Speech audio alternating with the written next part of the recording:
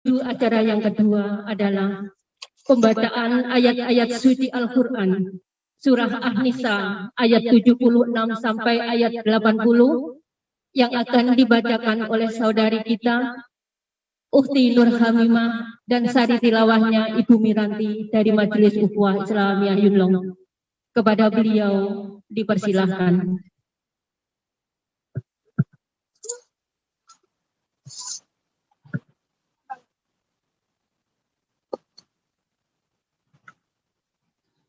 Assalamualaikum warahmatullahi wabarakatuh.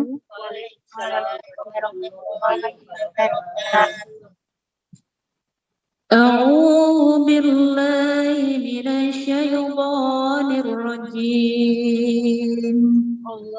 Bismillahirrahmanirrahim. الذين آمنوا يقاتلون في سبيل الله والذين كفروا يقاتلون في سبيل الطاغوت فقاتلوا أولياء الشيطان إن كيد الشيطان كان ضعيفا ألم تر إلى الذين قيل لهم كفوا أيديكم وأقيموا الصلاة وآتوا الزكاة فلما كتب عليهم القتال إذا فريق منهم يخشون الناس كخشية الله أو أشد خشية وقالوا ربنا لما كتبت علينا القتال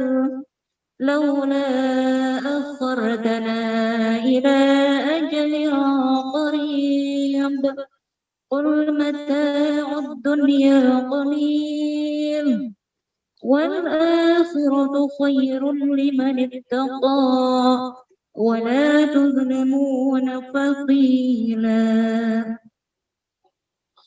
أينما تكونوا يدرككم الموت ولو كنتم في بروج مشيدة وإن تصبهم حسنة يقولوا هذه من عند الله وإن تصبهم سيئة يقولوا هذه من عندك قل كل من عند الله فما لهؤلاء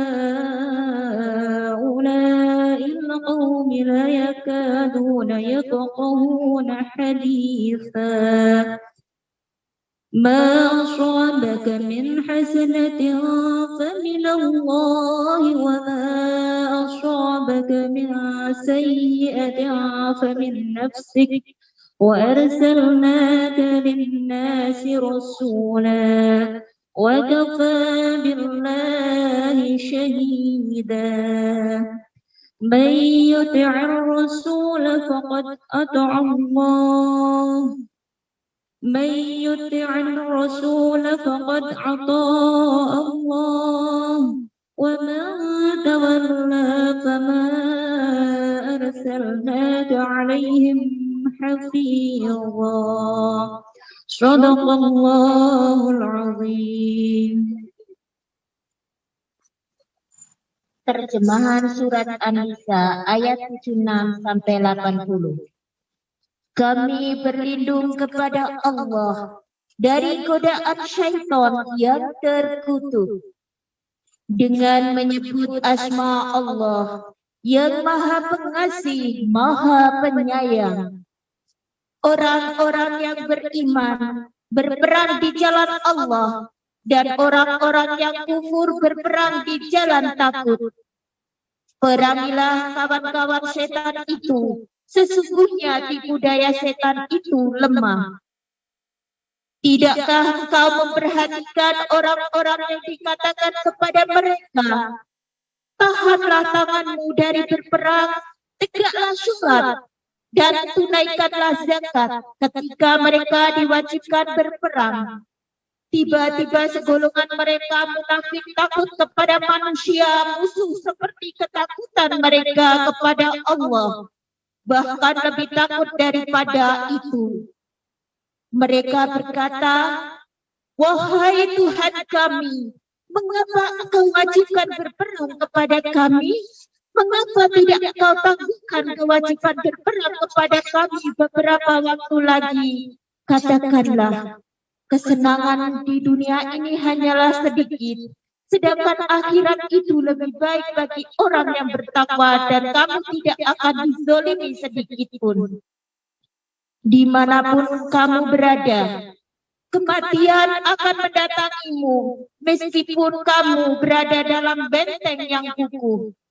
Jika mereka orang-orang munafik memperoleh suatu kebaikan, mereka berkata, ini dari sisi Allah. Dan jika mereka ditimpa suatu keburukan, mereka berkata, ini dari engkau Nabi Muhammad. Katakanlah, semuanya datang dari sisi Allah. Mengapa orang-orang itu hampir tidak memahami pembicaraan?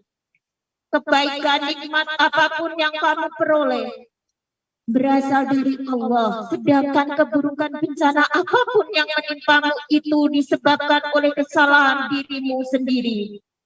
Kami mengutus engkau Nabi Muhammad menjadi Rasul kepada seluruh manusia. Cukuplah Allah sebagai saksi.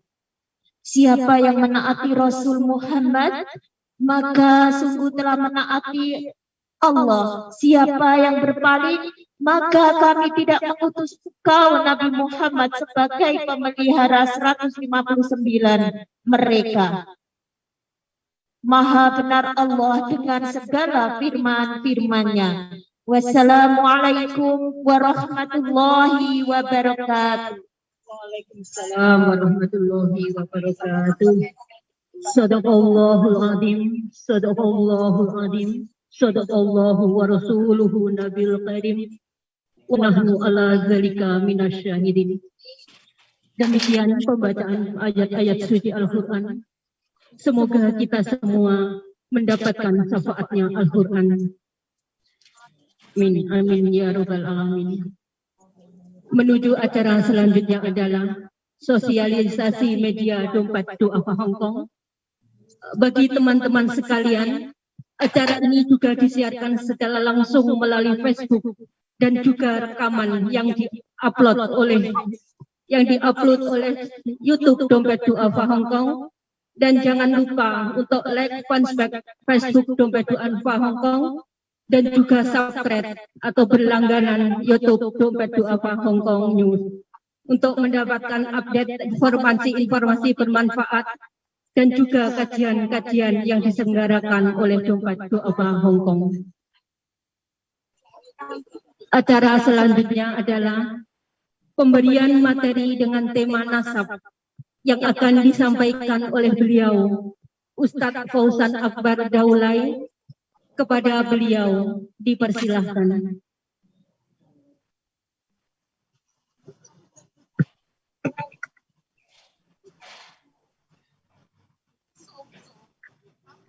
Assalamualaikum warahmatullahi taala wabarakatuh. Waalaikumsalam warahmatullahi wabarakatuh. Alhamdulillah wa syukran lillah wa salatan wa salaman ala sayyidina wa habibina wa syafi'ina Muhammadin sallallahu alaihi wasallam wa ala alihi wa sahbihi ajma'in. Ibu-ibu hadirin dirahmati Allah Subhanahu wa taala. Alhamdulillah, kembali kita bersyukur kepada Allah Subhanahu wa taala berikan kita nikmat. Allah Subhanahu wa taala berikan kita di dalam majelis yang mulia ini. Mudah-mudahan ibu-ibu semua sehat selalu insyaallah.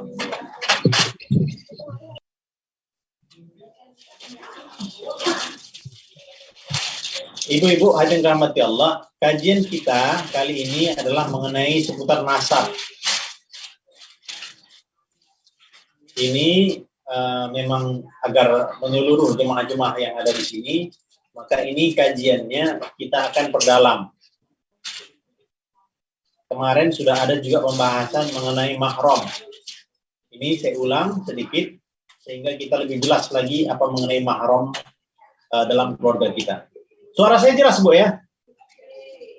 Ibu? Alhamdulillah jelas, Ustaz. Oke.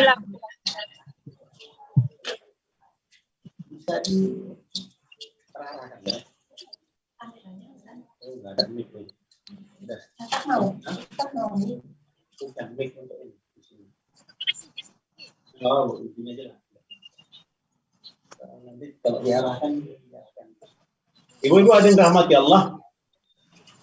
Kita membahas tentang nasab. Nasab itu berkaitan dengan keluarga. Ini bisa dilihat di screen. Ada bedanya antara mahram dengan muhrim dalam keluarga kita. Ada mahram, ada muhrim. Ibu-ibu kalau bersentuhan dengan laki-laki, kadang-kadang waktu kita dulu kecil-kecil, SMP, kadang ada cowok-cowok yang suka gangguin. Ketika kita sudah wudhu, jangan dekat-dekat. Nggak boleh, nggak muhrim. Nah itu, lafaz yang betul adalah tidak mahram. Bukan muhrim, tapi mahram. Kalau muhrim, itu yang haji-haji, umrah-umrah, nah itu yang muhrim. Orang yang sedang ihram. Mahram itu apa, Ustadz? Mahram adalah orang yang haram dinikahi dan batal wudhunya ketika disentuh. Itu namanya mahram. Jadi ada orang-orang yang ketika tersentuh kulitnya, kita udah ada wudhu, maka tidak batal wudhu.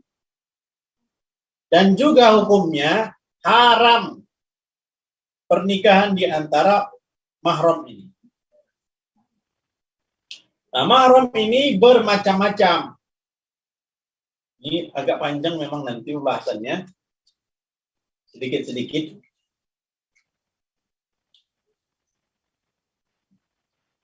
Ini ayatnya, kalau mahram itu ayatnya dalam Al-Quran surat An-Nisa ayat 23.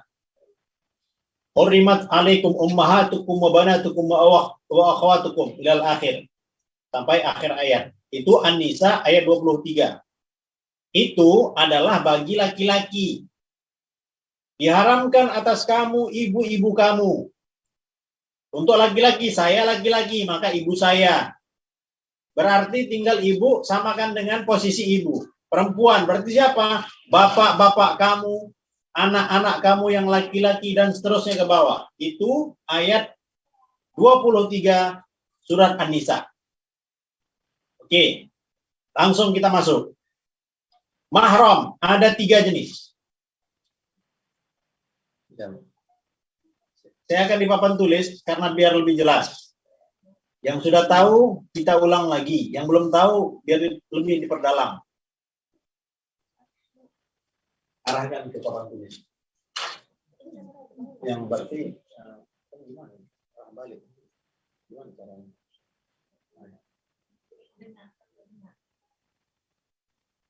Ini sudah kelihatan? Sudah. Apa saya lihatnya? Ya. Gimana? Ini kamera. Ini kameranya Ustaz yang mana ini?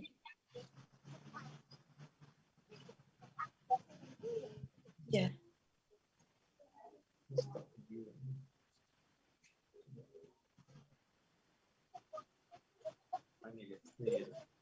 Bisa gini. Tarik ini. Oke, ya. Saya nggak bisa melihat hasilnya kayak apa. Nggak kelihatan tapi. Share tentang Kok usah. Saya praktekin gini pas nggak Kok menawi Pak Imam. bisa melihat. Digeser ini. Oke, matikan. Ya. Tutup itu. Ibu, kita pakai yang DDHK aja ya, ininya.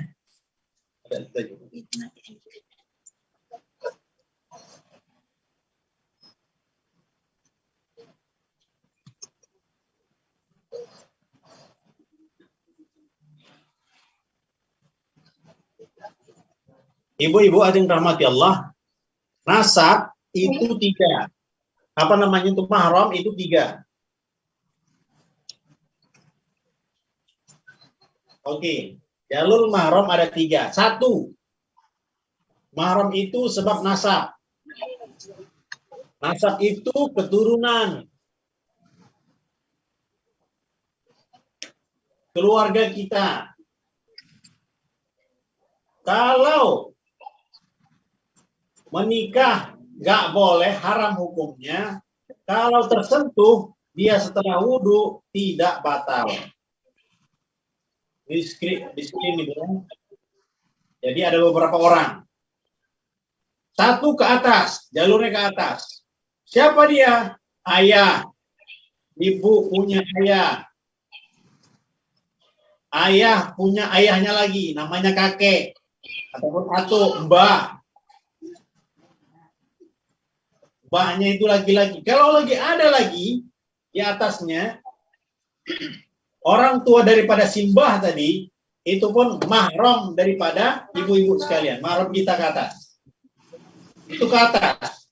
Siapapun yang masih hidup, karena orang-orang dulu, banyak yang mereka umurnya cukup panjang juga, dan pernikahannya ketika umur 12 tahun, ibu-ibu dulu. Mak-mak, apa namanya itu, ibu-ibu di zaman dahulu kan sering mereka menikah ketika sudah balik, SMP, sudah menikah. Nah, itu ke atas. Siapa yang masih hidup, jalurnya ke atas kita, itu semuanya adalah mahram kita. Yang kedua, atas, kemudian bawah. Bawah siapa? Anak kita. Ibu punya anak, laki-laki. Anaknya anak. Sudah anak, dia pun punya lagi cucunya. Berarti anaknya anak, cucu dia. Itu mahram. Haram menikah, nggak batal wudhu. Salaman dengan cucu nggak batal wudhu. Cucunya punya anak lagi, namanya cicit. Nggak batal wudhu. Atas, udah, bawah, selesai. Kemudian ke arah samping. Samping agak ke atas. Siapa? Paman. Ayah punya saudara laki-laki. Ayah punya mas. Ayah punya adik laki-laki. Itu posisinya dengan ibu, yang kandung ya, yang kandung. Ibu punya ayah, ayah ibu punya saudara.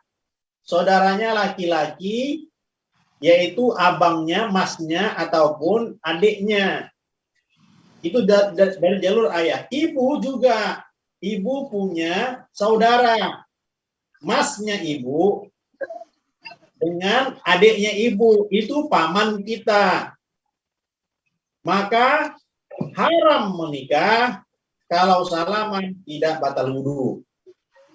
Paham Bu ya? Pak Le, Pak D, orang batal ini wudhu.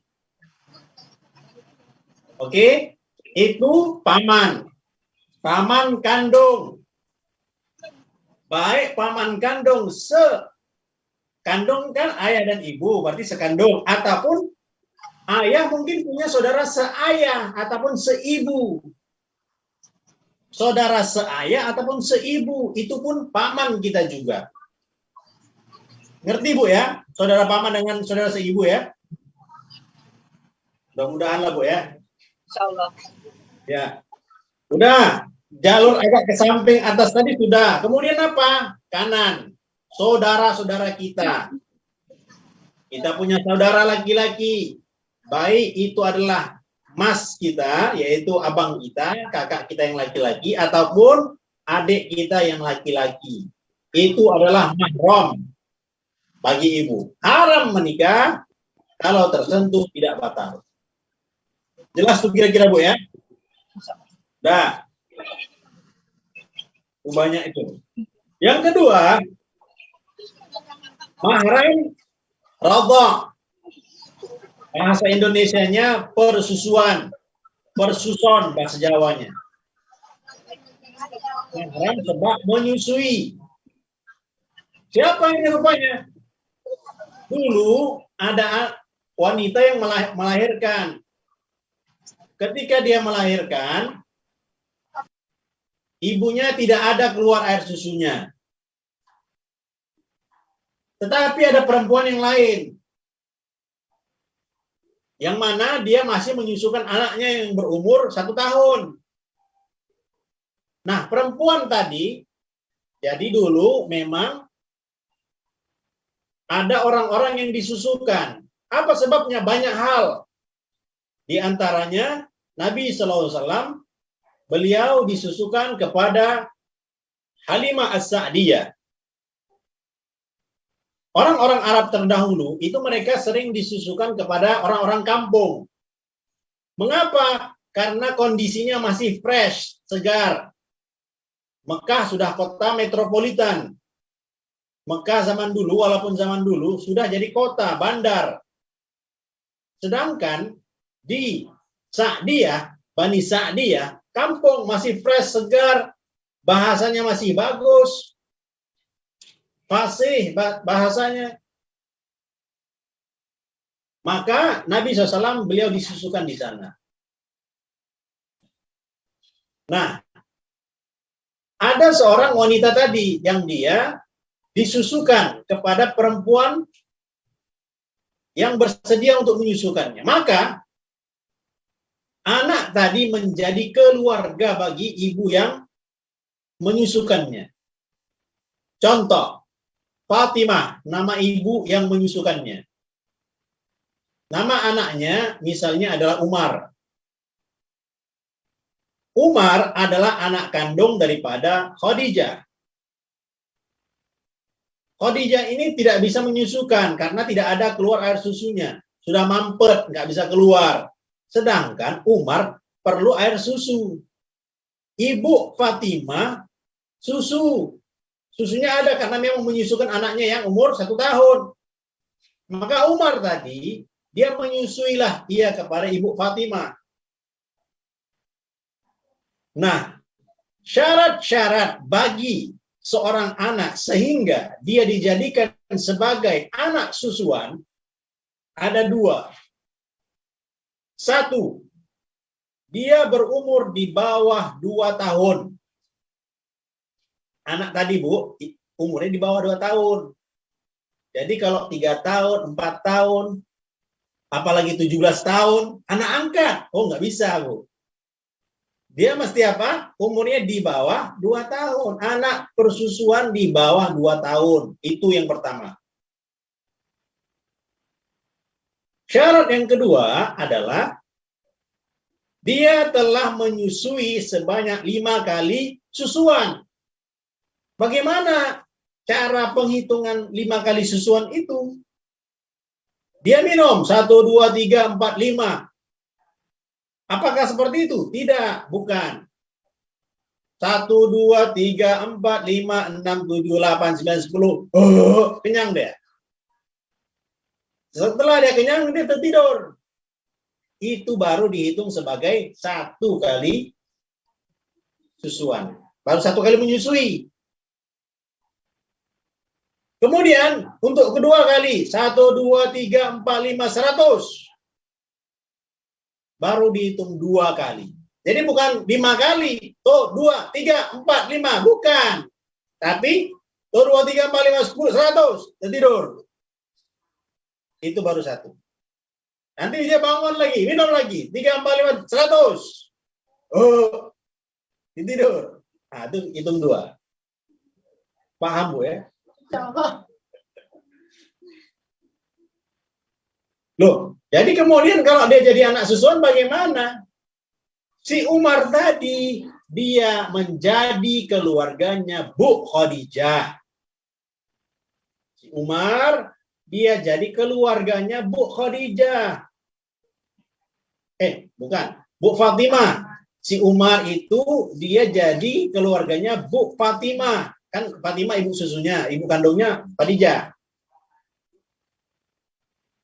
Seluruh daripada mahramnya Bu Fatimah jadi mahramnya juga si Umar. Artinya apa? Kalaulah Bu Fatimah punya ibu, ibunya Bu Fatimah mahram dengan Umar. Kalaulah Ibu Fatimah punya saudara perempuan, yaitu kakaknya ataupun adiknya yang perempuan, ini kan Umar laki-laki, maka itu jadi mahramnya si Umar. Kalaulah si Umar, kalaulah Bu Fatimah itu beliau punya anak perempuan, maka itu jadi saudaranya si Umar. Jadi bagaimana itu? Dia seperti anak kandung. Seperti, bukan sama, tidak. Ada bedanya Ustaz? Ada bedanya. Nanti, jadi tadi kesimpulannya, anak persusuan Umar sudah jadi keluarganya Bu Fatimah. Seluruhnya. Semua mahramnya Bu Fatimah, maka itu menjadi mahramnya Umar. Ustaz, ada ini. Dia waktu kecil diadopsi oleh Bu Fatimah dengan suaminya. Dan dirawatlah sehingga dewasa.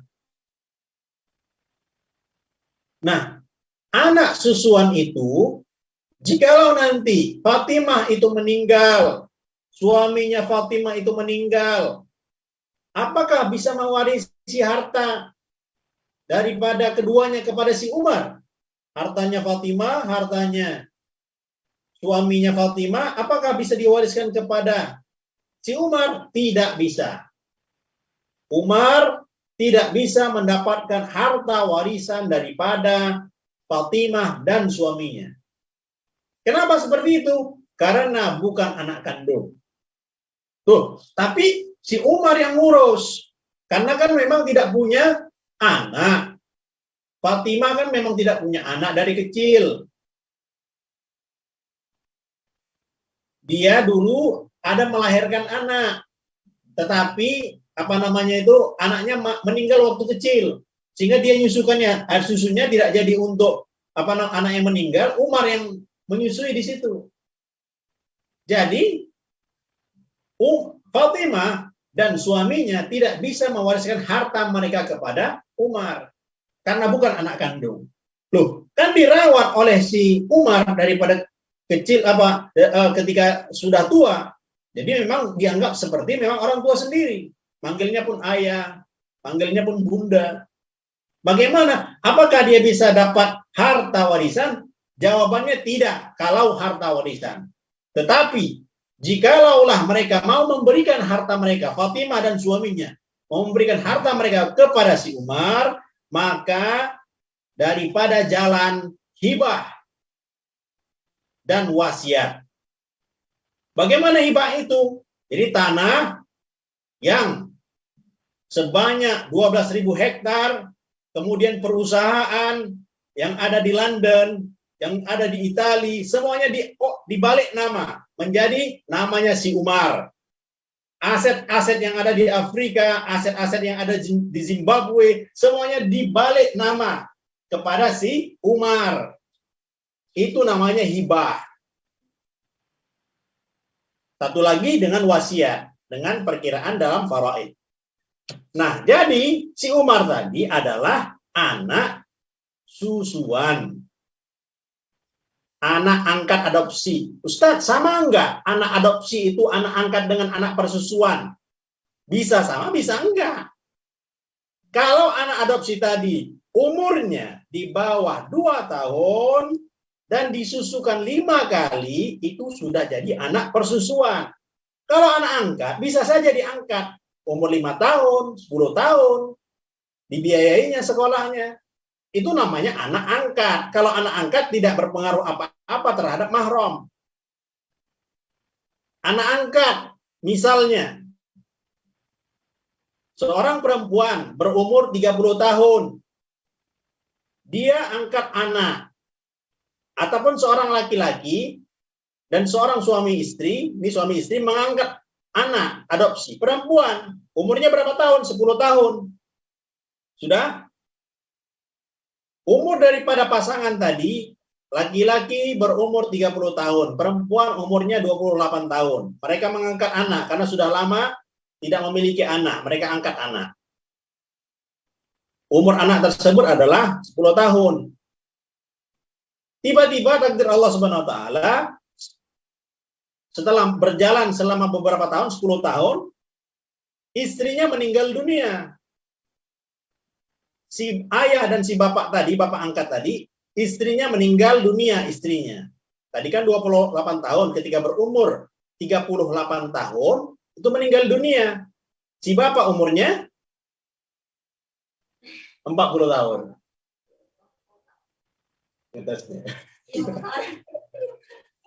Si bapak berumur 40 tahun, si anak berapa tahun? 20 tahun, sudah dewasa. Kalaulah misalnya, udahlah, karena tak ada yang merawat bapak dari dulu. Bagaimana jikalau saya menghalalkan kamu?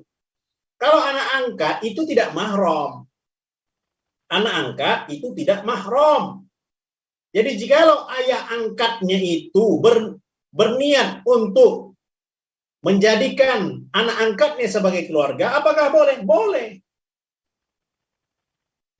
Karena anak angkat bukanlah mahram. Bisa dipahami kira-kira Bu ya? Beda jadinya. Anak adopsi itu anak angkat dengan anak persusuan. Kemudian ada, jadi mahram tadi ya, satu disebabkan nasab, yang kedua disebabkan persusuan, yang ketiga disebabkan pernikahan. Mahram disebabkan pernikahan. Siapa saja itu pernikahan? Ibu menikah dengan bapak. Setelah bertemu pandang-pandangan jatuh cinta. Sudah terjadilah pernikahan. Maka ketika akad sudah terjadi, angkahtuka wa zawwajtuka, qabiltu, saya saya nikahkan anak saya terima. Sudah? Itu langsung setelah adanya akad dan terjadi antara suami dan istri hubungan, maka mertua si ibu, mertua si perempuan itu dengan ayah mertuanya kan berarti ayah daripada suaminya. Suaminya punya ayah, itu namanya manggilnya mertua. Maka mertua itu menjadi orang tua ibu. Tuh, artinya bagaimana? Artinya selama-lamanya jadi orang tua. Kok selama-lamanya? Kan aku nikah dengan suaminya. Kok jadi orang tua selama-lamanya? Karena ketika sudah akad dan terjadi hubungan, maka orang tuanya dari tadi, ayah mertua tadi, itu langsung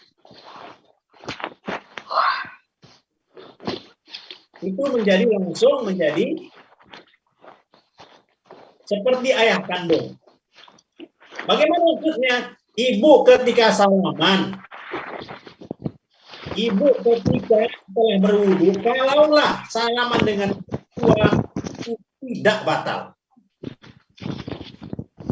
Ibu habis wudu nih, mau sholat zuhur, tiba-tiba mertua baru datang. Assalamualaikum. Kan tak mungkin tak kita sambut, datang pintu.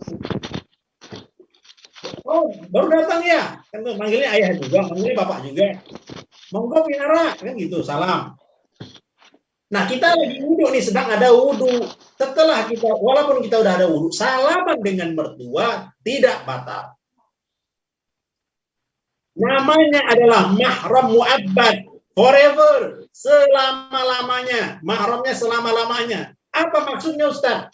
Selama-lamanya itu, kalaupun nanti suami sudah meninggal dunia, itu tetap jadi mertua. Kalaulah suami, misalnya na'udzubillah min dzalik, semoga ibu-ibu yang ikatan pernikahannya masih ada dilanggengkan. Kalaulah misalnya na'udzubillah min dzalik, cerai, tetap jadi orang tua. Ya, jadi bagaimana tuh? Kalau kapan-kapan jumpa jadi nggak batal wudu kita, nggak batal. Namanya mahram mu'abbad, forever. Abadan-abadan saklawase. Bisa dipahami kira-kira Bu ya? Siapa itu? Mertua laki-laki. Itu satu.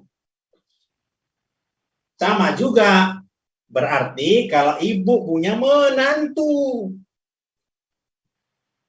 Ibu punya menantu, punya anak laki-laki, punya anak perempuan. Ibu punya anak perempuan, menikahlah dia, dapat jodohnya. Maka ketika kita datang, kita pula nih, kitalah yang menjadi tamunya nih. Assalamualaikum.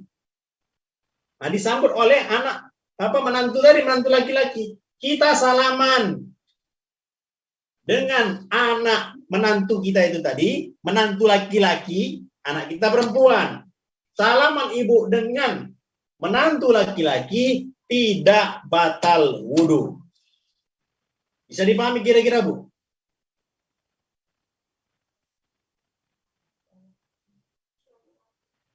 Satu, itu mahram sebab pernikahan. Satu, mertua. Dua, menantu. Yang ketiga, ayah tiri. Yang ketiga, ayah tiri. Contohnya bagaimana?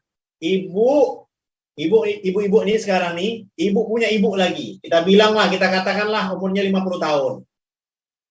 Ternyata umur 50 tahun, walaupun 50 tahun masih menggoda misalnya.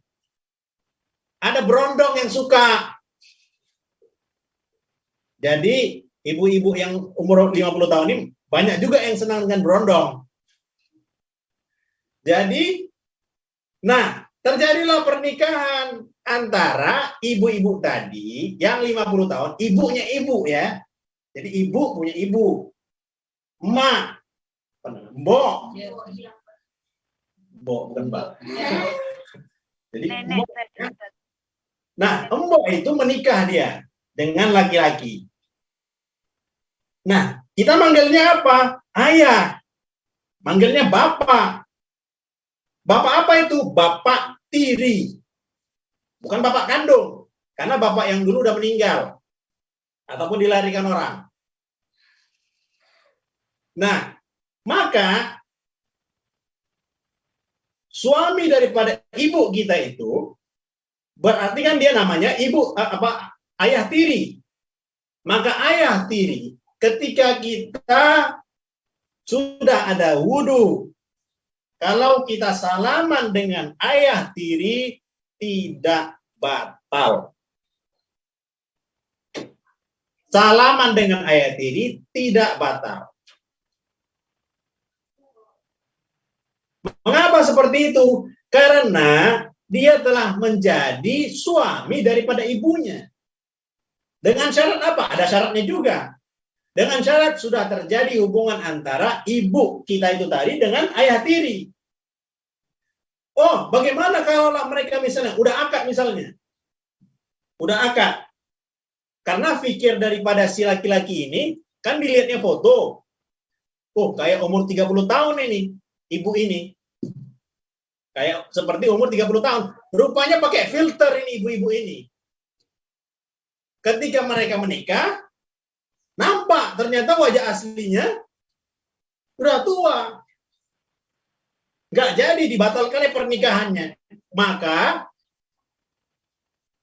ibu dengan ayah tiri tadi yang bergelar ayah tiri tadi, tetapi mereka tidak ada hubungan suami istri antara ibu tadi dengan ayah tiri, itu masih ada kebolehan untuk boleh hukumnya misalnya ibu dengan lelaki tadi, yang ayah tiri tadi. Paham Bu kira-kira ya?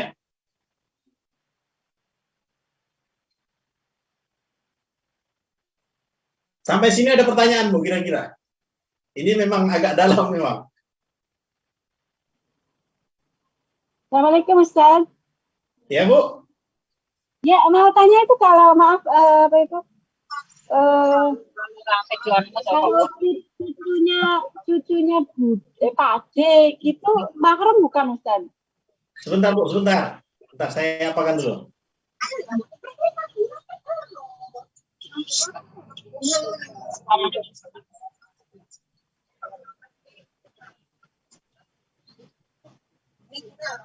Ulangi Bu pertanyaannya. Kalau cucunya Pak D itu mahram bukan? Cucunya Pak D. Iya, Pak D punya anak, terus anaknya punya anak gitu kan, berarti kan cucunya Pak D gitu, itu mahram bukan?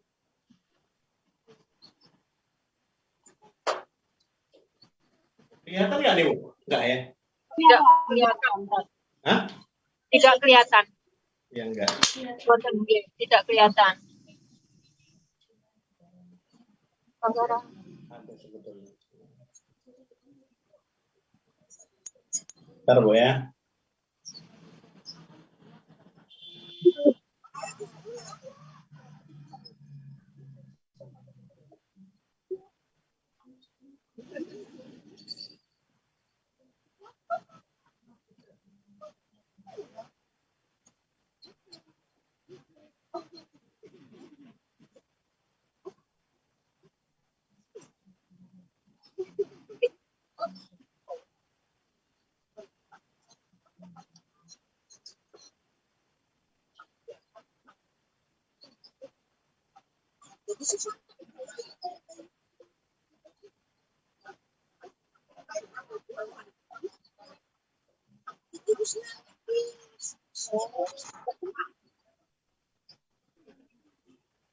Ini ibu kita bilang enggak.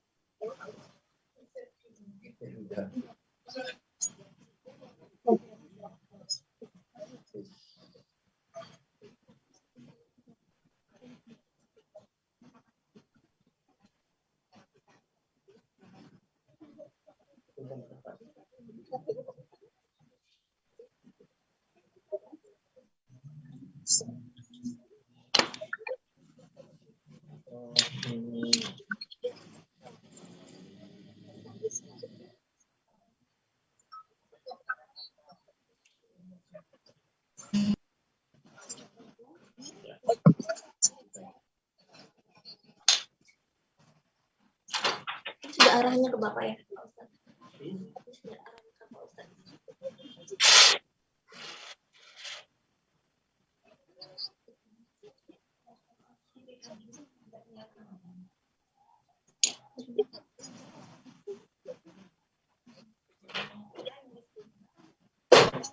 Ustadz.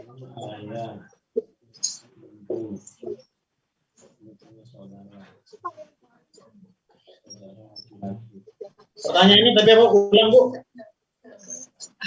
Cucunya Pak D itu mahram bukan? Bentar Bu, bentar. Teman itu suara.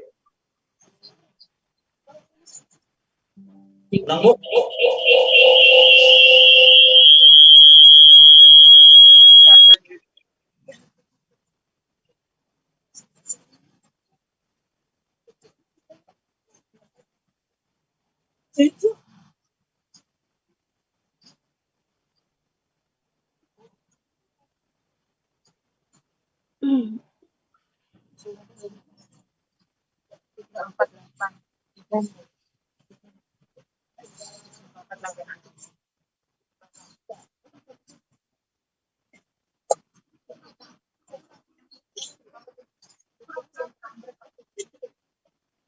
Posisi HP Ustaznya tidak pas, waktu mulai tidak kelihatan.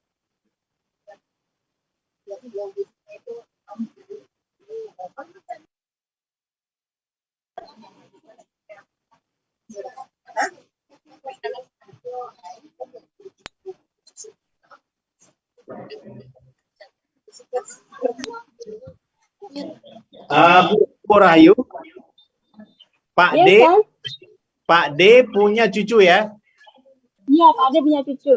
Oke, Pak D itu kan dengan ibu mahram. Pak D ini berarti ini ya Bu ya, saudara laki-laki dari ayah ataupun ibu. Jelas Bu ya? Ya, Oke. jelas, jelas. Pak D punya cucu. Ya, Pak D punya anak.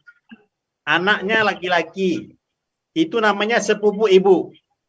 Ya? Iya kan? ya. Paham Bu ya sampai sini ya? Nah, sepupu laki-laki itu punya anak. Namanya keponakan ibu. Oh, keponakan.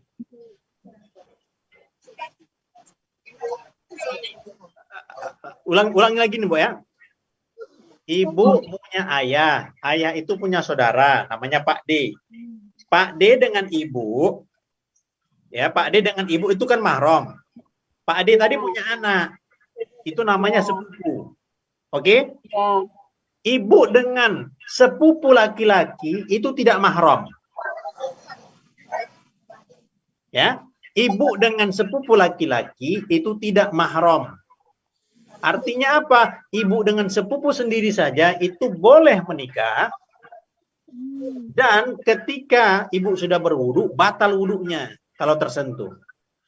Maka bawahnya juga berarti anaknya yang laki-laki. Kalau perempuan kan nggak ada masalah. Berarti anaknya yang laki-laki pun juga kalau tersentuh dengan ibu, batal wudu ibu. Jadi cucunya Pak D itu tidak mahram dengan ibu. Jelas Bu ya? Oke. Jelas. Ya, makasih Ustaz. Oke. Assalamualaikum warahmatullahi wabarakatuh, Ustaz. Waalaikumsalam warahmatullahi. Di sini saya mau bertanya tentang persusuan, anak persusuan ini Ustaz. Bagaimana hukumnya kalau anak itu pernah disusui tetangga? Secara tidak sengaja disusui oleh tetangga. Terima kasih atas penjelasannya. Wassalamualaikum. Gimana Bu? Halo, ulang. Bagaimana ini tentang persusuan, anak persusuan ya. Bagaimana hukumnya kalau anak itu secara tidak sengaja disusui oleh tetangga? Nah, Apakah kalau itu anak ada yang tadi hubungan yang tidak nasab sengaja atau bagaimana, disusukan Ustaz? oleh tetangga, nangis anak kita misalnya. Iya. Anak kita nangis-nangis. Tiba-tiba karena memang nggak ada orang di rumah, tetangga kita datang. Ataupun memang kita titipkan anak kita di rumah tetangga. Disusukannya. Ini pakai yang ini. Bentar.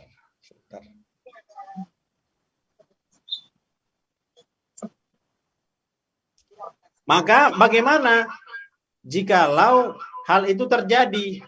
Tadi ada dua Bu ya, syaratnya anak susuan. Kalau mungkin sebentar saja, itu sepertinya tidaklah menjadi anak susuan. Kenapa? Karena kan mungkin dalam beberapa jam saja dia disusukan. Kan kita nitipnya mungkin dari pagi, siang udah diambil. Nah itu kadang hanya 2 kali susuan. 2 kali susuan itu maksudnya perkiraan tadi Bu ya. Minum dia, 2, 3, 4, 100. Kan sekali kan dia tertidur. Tidur dia sampai siang. Siang udah kita jemput. Itu kan baru 1 kali saja. Jadi yang di bawah 5 kali persusuan, 2, 3, 4 tidak dinamakan anak susuan. Tetapi kalau 5 lebih, maka itu menjadi anak persusuan. Ya Bu, silakan. Tunggu penjelasan itu, Ustaz. Monggo kepada yang lain, masih ada pertanyaan? Monggo Mbak, dipersilahkan. Ya Pak Ustadz, Assalamualaikum. Ini yang saya mau bertanya masalah persusuan ini tadi Pak Ustadz. Sebentar Bu, sebentar. Ya. Oke, ulang. Ya, saya mau bertanya masalah mahram persusuan tadi. Yang dimaksud dengan 5 kali persusuan itu apakah 1 kalinya itu sampai anaknya itu minumnya sampai kenyang terus tertidur, itu baru dihitung 1 kali atau Ini minta maaf Bu ya, ini bahasanya biar lebih jelas. Jadi biar apa namanya itu lebih difahami. Bukan 5 kali sedot. ya, Tuh, 2, 3, 4, 5, bukan. Tetapi bagaimana? 5 kali persusuan itu. Tuh, 2, 3, 4, 5, 6, 100. ngantuk dia tertidur. Itu baru 1. Diminum lagi yang kedua, atau 2, 3, 4, 5. Oh, kenyang dia. Kemudian dia melepaskan daripada putingnya. Dihitung 2. Ketiga kali lagi begitu. Tuh 2, 3, 4, 100. Begitu juga. Sampai 5 kali lebih. Barulah itu dinamakan anak susuan. Paham, Bu ya? Berarti bukan dihitungnya sampai ke tertidur gitu, Pak Ustaz. Nggak mesti tertidur. Intinya dia kenyang. Apakah itu berlaku pada anak perempuan? Sama, baik perempuan ataupun laki-laki. Terima kasih Pak Ustaz atas penjelasannya. Oke. Assalamualaikum. Assalamualaikum warahmatullahi. Mohon maaf Ustaz, mengulangi pertanyaannya yang tadi, nggih. Kalaupun itu nanti terjadi nasab antara anak itu tadi dan tetangga itu tadi, nggih. Apakah itu hukumnya sampai ke anak cucu cicit gitu? Pripun itu hukumnya? Misalnya, tadi kan namanya si Umar. Umar yang menyusu terhadap ibu yang bernama Fatimah. Oke Bu ya, sampai sini ngerti ya? Umar, ibu susuannya adalah Fatimah. Maka si Umar inilah yang menjadi keluarga bagi ibu Fatimah. Seluruh mahram daripada ibu Fatimah menjadi mahramnya si Umar. Dan keturunan daripada si Umar. Umar punya anak, semuanya adalah keluarga Fatimah. Paham Bu ya? Iya, iya. Kemudian bagaimana dengan saudaranya si Umar? Kan si Umar anak ibu Khadijah. Umar punya saudara, namanya Ali. Namanya adalah Zubair. Bagaimana ke samping ini? Ke samping itu tidak mahram. Si Umar punya saudara laki-laki, nggak mahram kepada ibu Fatimah. Si Umar punya bapak, nggak mahram terhadap ibu Fatimah. Tidak, hanya si Umar. Lah, tapi kalau nanti anaknya Umar dan cucunya Umar itu masih mahram bukan Pak Ustaz? Mahram kepada Fatimah. Kepada Jadi keluarganya Bu Fatimah itu ya? Ya Bu? Mahram kepada Bu Fatimah sekeluarga ya? Iya, begitu. Ini dari Umar beserta anak, cucunya, dan cicitnya itu mahram ya dengan Ibu Iya, Fatimah? begitu. Bahaya ya berarti. Bahayanya apa Bu? Maksudnya gini, kalau kita punya anak yang seperti itu ya, itu kita masih bisa maksudnya itu kita bilangin seperti ini. Tapi kalau nanti anaknya itu tidak mengerti, cucunya itu tidak mengerti, kan itu ada pertalian nasab seperti itu kan, mengira Ya, itu tetanggaku gitu. Tetapi ternyata ada pertalian nasab di neneknya yang dulu, seperti itu loh maksudnya. Ya, oke. Jadi termasuk harus hati-hati sekali gitu loh maksudnya. Memang, Bu. Jangan sembarangan disusui tetangga misalnya seperti itu. Oke. Makanya Bu, memang kita kalau nitipkan anak dipesan-pesan. Air susuan seorang wanita yang masuk kepada seorang anak itu berpengaruh. Dulu ada seorang ulama yang dia disusukan oleh hamba sahayanya. Nggak diminta, nggak diperintahkan, tiba-tiba disusukan oleh hamba sahayanya. Langsung ketika pulang tahu orang tuanya dimuntahkan daripada si anak. Mengapa seperti itu? Ternyata hamba sahayanya bukan seorang yang solihah. Sehingga dikeluarkannya lah. Muntahlah bayi tadi. Kemudian apa yang terjadi? Dewasalah si anak tadi. Jadi ulama besar. Tetapi satu ketika dia lupa akan hafalannya. Ini dulu air susu yang masih tersisa dulu di perut aku, kata dia. Jadi intinya apa? Itu berpengaruh terhadap jati diri seseorang. Bisa diwariskannya dengan air susu tadi, mungkin dengan sifatnya, akhlaknya, itu bisa ditransfer daripada yang hamba sahaya tadi kepada yang ulama tadi. Jadi akan ada berpengaruh walaupun sedikit. Apalagi banyak. Nah, itu Bu. Itu sebenarnya untuk diri saya sendiri ya Ustadz, karena saya dulu pernah punya anak perempuan. Ulangi Bu. Untuk saya punya anak perempuan. ya. Dan kebetulan waktu saya dulu tinggal di pasar itu dia bersama mbahnya ya. Nah, waktu saya menangis itu karena ketidaktahuan mbahnya bikin susu, susunya itu kepanasan. Yeah. Kemudian si anak itu menuangis, akhirnya tetangga itu menolong, gitu loh. Apakah itu sudah termasuk nasab? Jadi diperkirakan berapa kali susuannya? Apakah sampai 5 kali? Oh, nggak ada. Kalau tidak ada, tidak.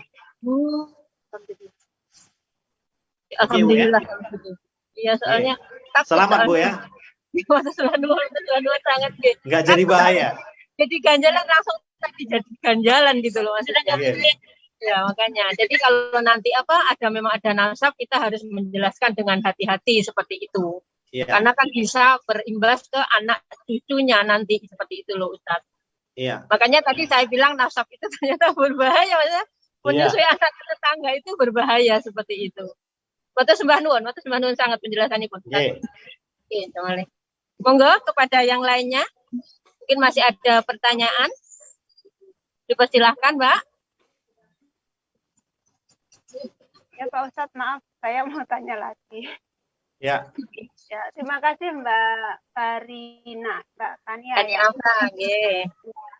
Begini Pak Ustadz, ibu saya kan punya saudara ya satu susuan. Ulang Bu, Ibu punya? Ibu saya punya saudara laki-laki, ya juga sama satu susuan tapi beda ibu. Sebentar Bu, sebentar. Ibu punya, ulang-ulangi Bu. Ibu saya punya saudara laki-laki, juga susuan, anak susuan. Anak tertua? Satu susuan. Oh, ibunya ibu punya saudara sepersusuan, oke? Ya, itu saya panggilnya kan Kang gitu ya. Panggilnya namanya, kalau saya panggilnya sama adiknya ibu persusuan itu saya manggilnya Kang gitu loh. Adik persusuan manggilnya Kang, padahal sebetulnya adalah paman ya? Iya, paman seharusnya, tapi iya manggilnya Kang karena masih muda. ya udah almarhum, udah bisa dipanggil juga Bu ya? Ya dulunya saya disuruh manggil gitu sama Mae gitu. Nah, namanya kan Kangtres. Kangtres itu punya anak. Nah, apakah saya dengan anaknya itu termasuk mahram? Ya. Jadi ibunya ibu punya saudara susuan ya. Oke. Saudara susuan itu punya anak itu laki-laki. Ya kan? Sekarang Ibu Sulastri dengan anaknya, apakah mahram? Mahram Ibu. Oh iya. Kenapa? Karena bersaudara. Sebentar Bu. Ibu dengan saudara susuan. Oh tidak Bu. Ini berarti adalah sepupu Ibu. Ini berarti sepupu. Sama juga dengan apa namanya itu, paman kita kandung punya anak. Paman kita kandung punya anak. Anaknya laki-laki. Ibu dengan sepupu ibu yang laki-laki tidak mahram. Begitu juga dengan anak susuan. Yang kandung saja itu adalah tidak mahram, yaitu ajnabiyah, maka anak susuan pun begitu juga. Tidak mahram dengan anaknya Kang tadi. Anaknya paman dari susuan tadi. Itu tidak mahram. Artinya apa? Ibu misalnya tidak ada ikatan pernikahan. Maka seorang wanita tadi dilihatnya sepupunya ganteng juga ya. Boleh itu dengan sepupu menikah. Menikah dengan sepupu boleh hukumnya. Halal, boleh. Kalau suaminya ya Bu, sama ibu gitu. Boleh ya Pak Ustaz? Boleh, sepupu boleh menikah. Jadi berarti haram ketika sentuhan. Ya, sentuhan.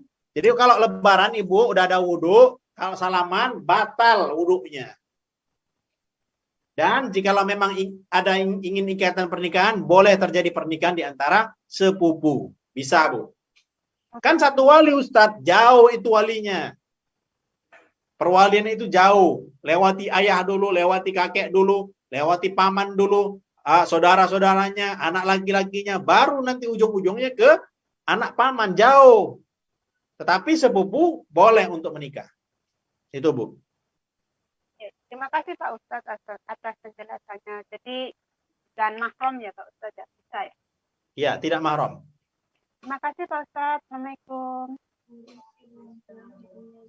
Sedikit lagi ya, sedikit lagi saya tambahkan sedikit lagi. Tadi belum selesai.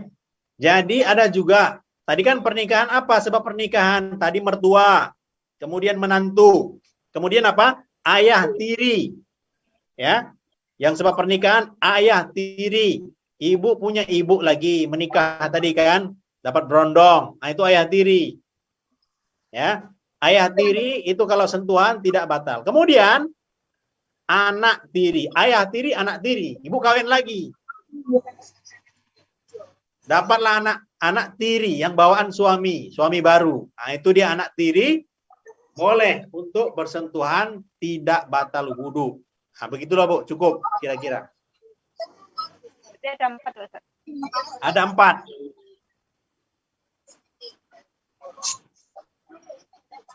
Terima kasih Pak Ustadz. Ya, monggo kepada Mbak yang lain masih ada sisa waktu 7 menit, sekitar 7 menit. Mungkin satu pertanyaan lagi bisa diajukan. Kami persilahkan. Monggo. Ya, ini ada pertanyaan di sini Bu. Ya. Assalamualaikum warahmatullahi wabarakatuh. Abang saya itu sudah menikah dan beliau punya mertua. Bentar. Abang. Bentar. Ya, ini Ibu. Bentar.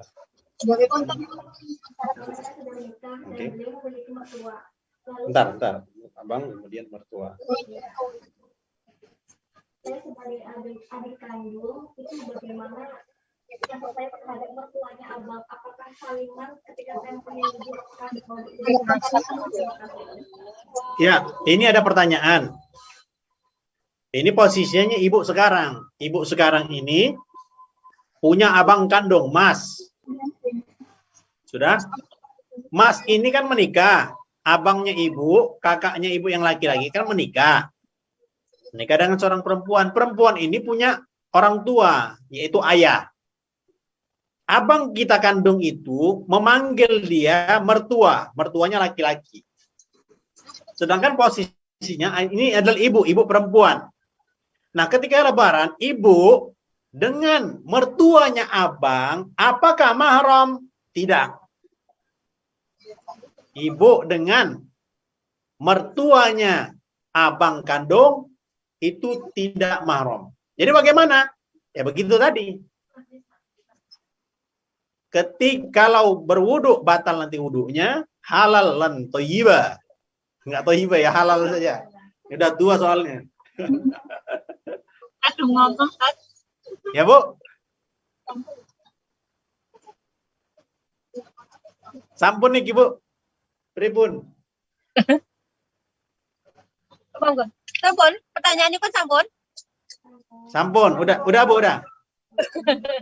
Ya, karena apa? Waktunya, mohon maaf karena waktunya yang terbatas. Yang masih ingin bertanya, mohon bisa konsultasi ke nomor dompet duafa konsultasi online ke nomor 52982419. Nggih.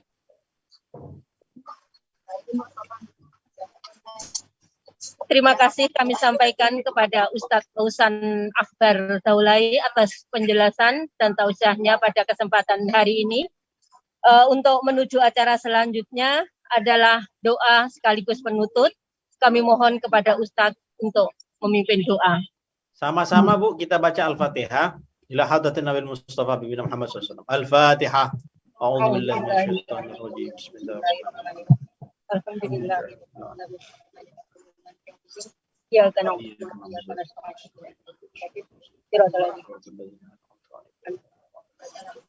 Subhanakallahumma wa bihamdika asyhadu an la ilaha illa anta astaghfiruka wa atubu ilaik. Nah, demikian mungkin yang boleh saya sampaikan Bu. Minta maaf. Mudah-mudahan berkah majelis kita. Jika ada kekurangan saya mohon maaf. Assalamualaikum warahmatullahi taala wabarakatuh. Waalaikumsalam warahmatullahi wabarakatuh. Jamaah kajian perantauan online yang dirahmati Allah. Alhamdulillah, acara demi acara telah kami jalani dengan lancar. Semoga bermanfaat dan barokah. Amin, amin, ya robbal alamin. Mari kita tutup acara ini dengan bacaan hamdalah. Alhamdulillahirabbil alamin. Alhamdulillah. Saya selaku pembawa acara pada kesempatan sore hari ini, bila ada kata yang kurang berkenan, saya mohon maaf yang sebesar-besarnya. Sama-sama. Wassalamualaikum warahmatullahi wabarakatuh. Waalaikumsalam warahmatullahi wabarakatuh.